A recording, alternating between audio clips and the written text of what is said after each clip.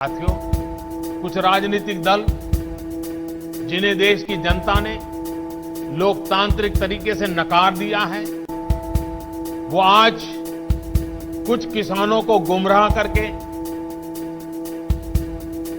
जो कुछ भी कर रहे हैं, उन सबको बार बार नम्रतापूर्वक सरकार की तरफ से अनेक प्रयासों के बावजूद भी किसी न किसी राजनीतिक कारण से, किसी ने बंधी राजनीतिक विचारधारा के कारण से ये चर्चा नहीं होने दे रहे।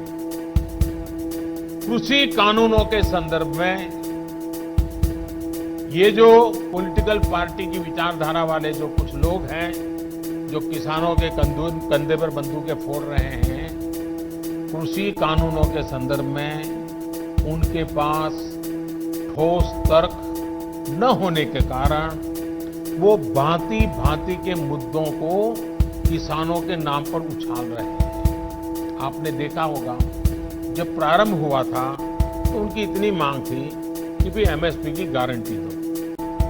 उनके मन में जेन्युइन, क्योंकि वो किसान थे, उनको लगा कहीं ऐसा तो ना हो।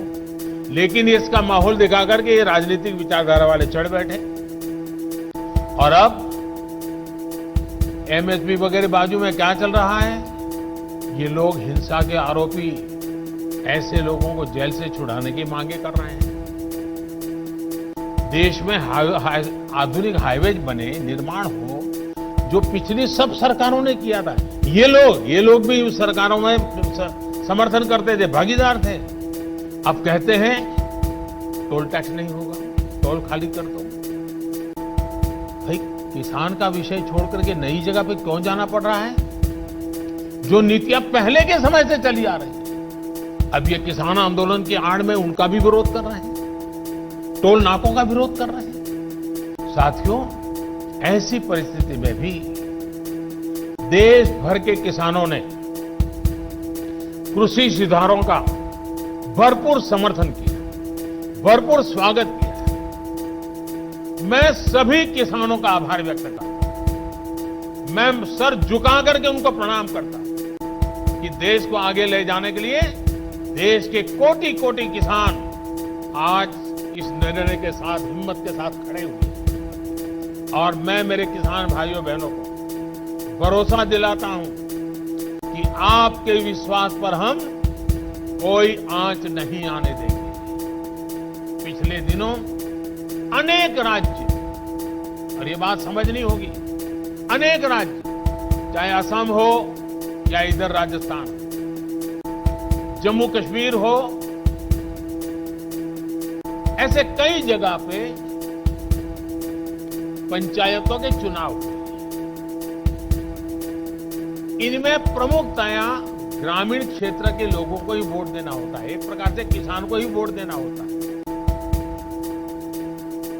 इतना गुमराह करने वाला का खेल चलता था, इतना बड़ा आंदोलन का नाम दिया जा रहा था, होहल्ला किया जाता था, लेकिन इसी के अगल बगल में जहां जहां चुनाव हुए हैं, उन गांवों के किसानों ने ये आंदोलन चलाने वाले जो इतने लोग थे, उनको नकार दिया, पराजित कर दिया। ये भी एक प्रकार से उन्होंने बैलेट बॉक्स के द्वारा ये नए कानूनों को खुला समर्थन किया है। साथियों, तर्क और तथ्य के आधार पर, हर कसौटी पर हमारे ये निर्णय कसे जा सकते हैं।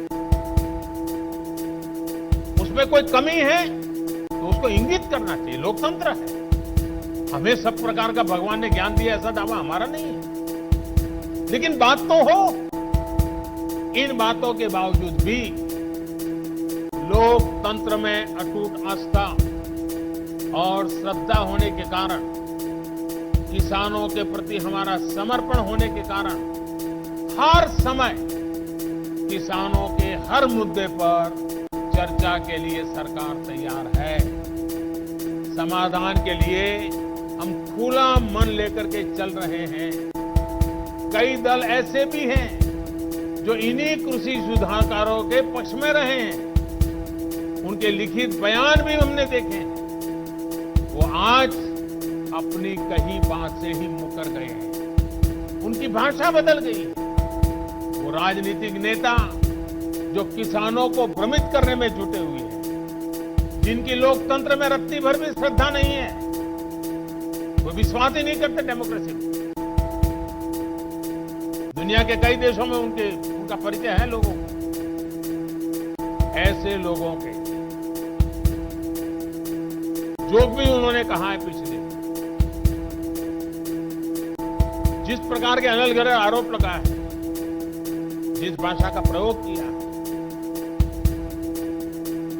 पता नहीं कैसी कैसी इच्छाएं व्यक्त की, मैं बोल भी नहीं सकता। ये सब करने के बावजूद भी, उन सब चीजों को सहन करने के बाद उसको पेट में उतार करके, मन ठंडा रख करके, उन सबको सहन करते हुए मैं आज फिर एक बार नम्रता के साथ उन लोगों को भी जो हमारे घोर विरोध करने पर तुले हुए, उनको भी कहता हूं, मैं नम्रता के साथ कहता हूं, हमारी सरकार किसान हित में उनसे भी बात करने के लिए तैयार है, लेकिन बात मुद्दों पर होगी, तर्क और तथ्यों पर होगी। साथियों, हम देश के अन्नदाता को उन्नत करने के लिए हर संभव प्रयास कर रहे हैं।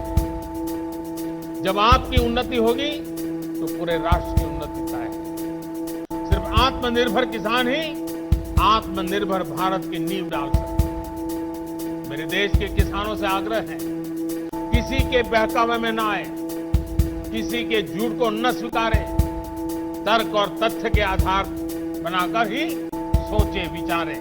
दोस्तों, आपको ये वीडियो कैसा लगा और आपका इस बारे में क्या विचार है, ये हमें नीचे दिए कमेंट बॉक्स में लिखकर जरूर बताएं। साथ ही इस वीडियो को लाइक करें, जिससे हमें और वीडियोस बनाने के लिए मोटिवेशन मिलेगा।